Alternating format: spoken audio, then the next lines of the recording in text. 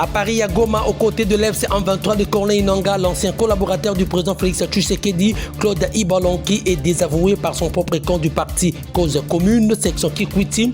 Ses membres qualifient cet acte d'une auto-trahison. Le secrétaire général de la SENCO, Monseigneur Donatien Chollet, s'en prend à Mouyaya Sangan concernant 99 ans d'exploitation de minerais dans l'est de la République démocratique du Congo par les Américains. Détail dans ce journal.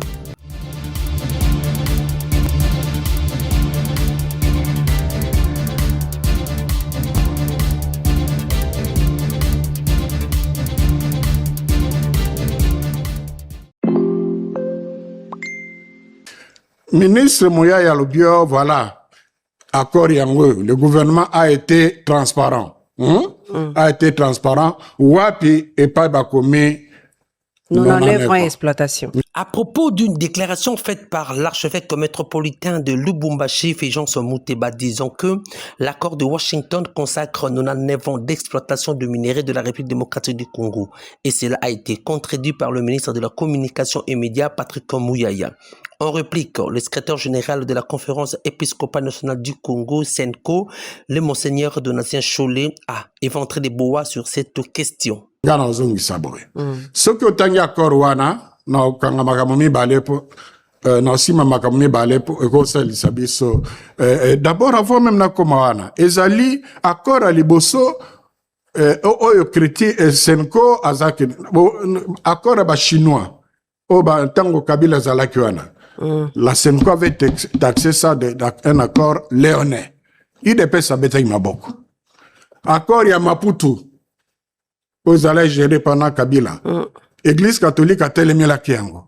L'église catholique est toujours regardant vis-à-vis de Jacob. Bon, ça c'est une introduction générale. Alors, donc, il y a deux articles dans l'accord Wana, au Fungamaye la Congolais. Ok. Article, aussi, c'est le bi, dans l'accord Oyo, les alliés peuvent considérer comme les mailles accords annexe. Il y a, on a le bien accord, on peut gagner. Oui, qu'il y a autant, donc. Ok. Ils ont reconnaître que ils ont annexe, ils ont valeur et accord. Ce qui est transparent, ces alliés. Va publier en go. Ça, c'est un.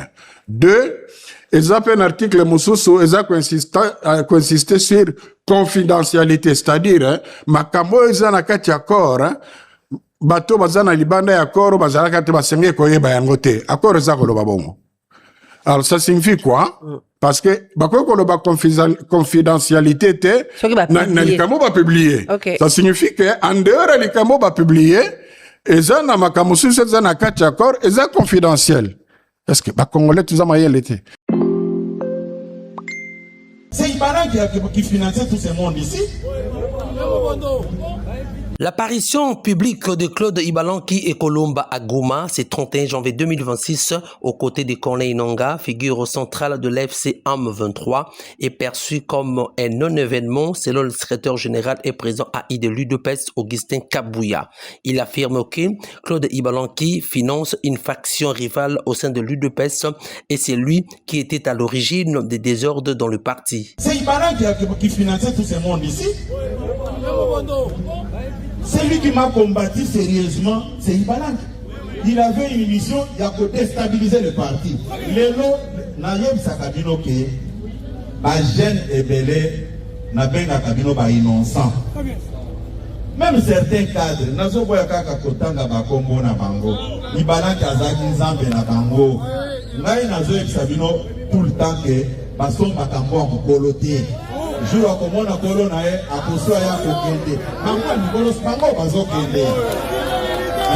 Il ne peut se vivre. Ngai na le bango eza non événement avec l'histoire d'Ibalanki. Mais comme bino boza ko le belango, c'est comme ça que dans le belango.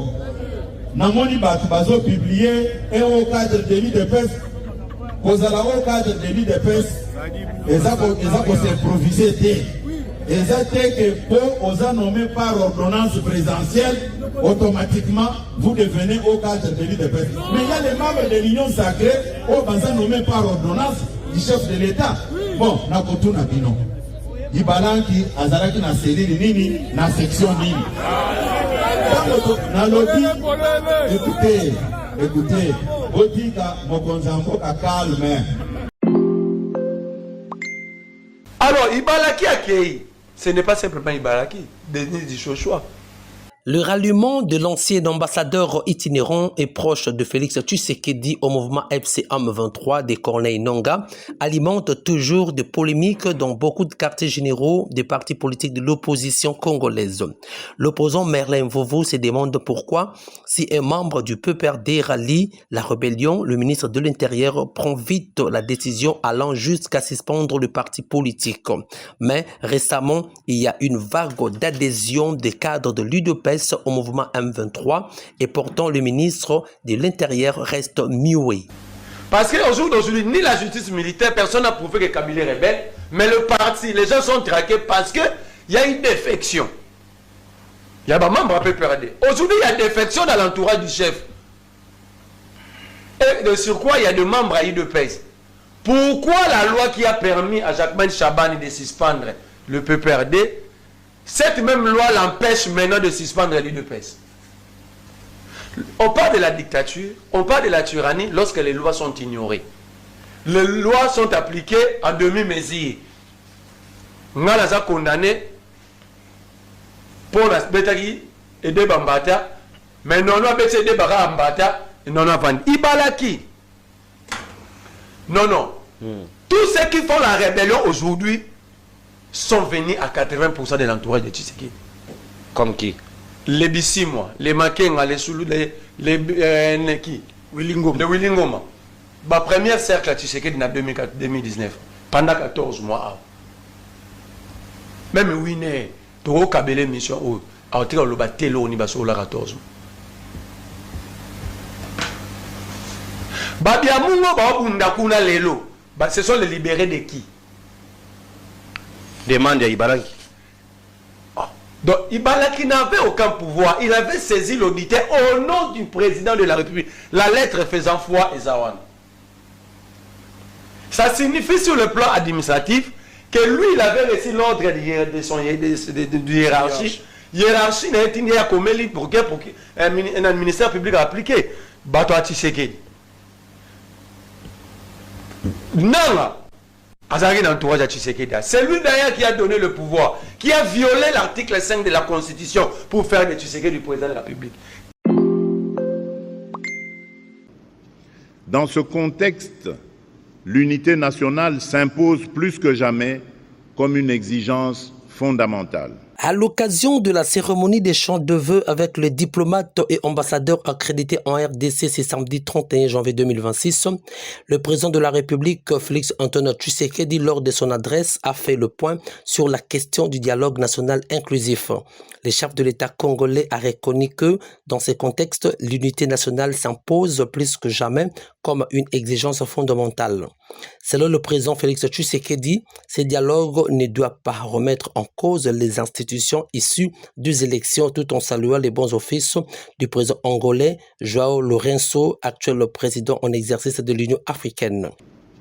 Dans ce contexte, l'unité nationale s'impose plus que jamais comme une exigence fondamentale.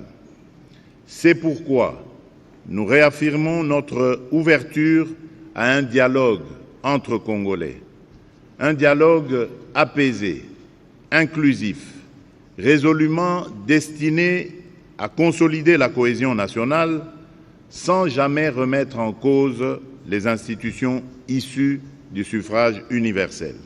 Si ce dialogue devait se tenir, il se déroulerait sur le sol national et serait conduit et organisé par les institutions de la République dans le respect de la Constitution, des lois de la République et des règles démocratiques qui fondent notre pacte national. Cependant, je le dis avec la même clarté, ce dialogue intérieur, aussi nécessaire soit-il, ne saurait tenir lieu de substitut aux obligations internationales.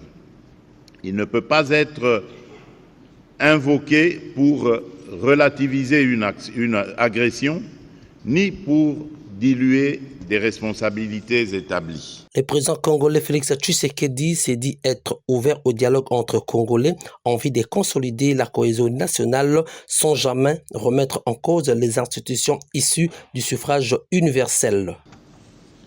Comme je l'ai dit lors de mon dernier discours sur l'état de la nation devant le Parlement réuni en congrès, la justice suivra son cours normal, avec rigueur, jusqu'au bout et sans complaisance, afin d'honorer la mémoire de celles et ceux injustement tombés du fait de l'agression. Donc, dialogue, oui, mais pas avec les auteurs de crimes commis contre nos populations. Notre main demeure malgré tout tendue pour une paix véritable. Mais une paix véritable suppose des actes vérifiables, comme l'arrêt immédiat de tout soutien aux groupes armés, le retrait des forces étrangères du territoire souverain de la République démocratique du Congo et la fin des zones grises, le respect strict des mécanismes régionaux et internationaux et la restauration effective de l'autorité de l'État congolais sur l'ensemble du territoire national.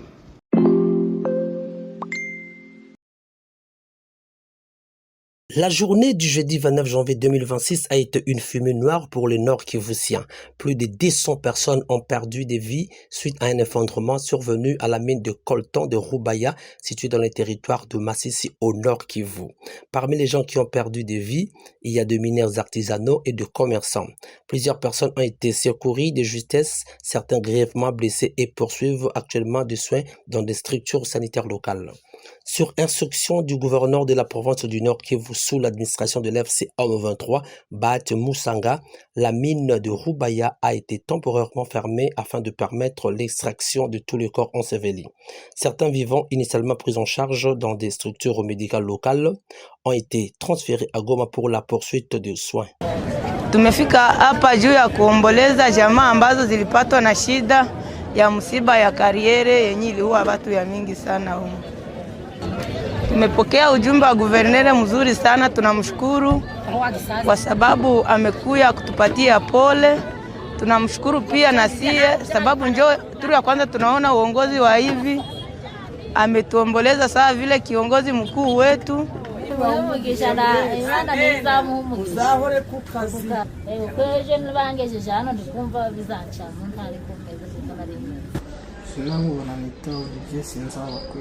Kilima kiliniangukiako, tulikuwa tunachimba,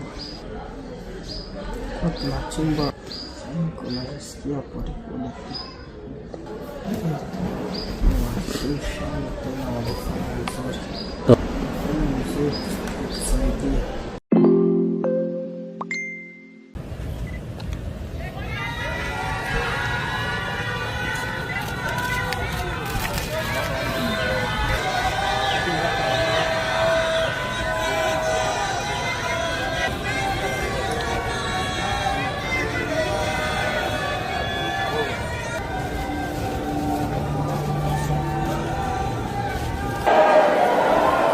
À travers cette messe d'action de grâce organisée ce dimanche 1er février 2026 pour se souvenir de l'illustre disparu 9 ans après sa mort.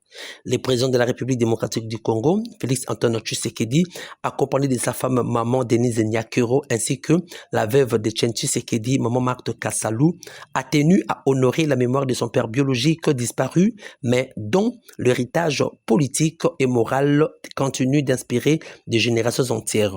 Une célébration eucharistique qui s'est tenue au sein de la paroisse catholique Sainte-Anne à la Gombe, pleine comme un œuf, avec la présence de personnalités politiques et sympathisants membres de l'UDPS, dont Etienne Tshisekedi Wamulumba était fondateur et président jusqu'à sa mort. Tous ont tenu à rendre un hommage à celui qui est considéré comme le père de la démocratie en République démocratique du Congo. Dans son homélie tirée de l'évangile de Matthieu 5:9, l'officiant du jour, l'abbé Jacques Mbayi, illustre son message sur les 8 béatitudes. Il présente le docteur Etienne Tshisekedi comme un artisan de la paix. Ainsi, c'est lui qui peut être fier. Parole du Seigneur.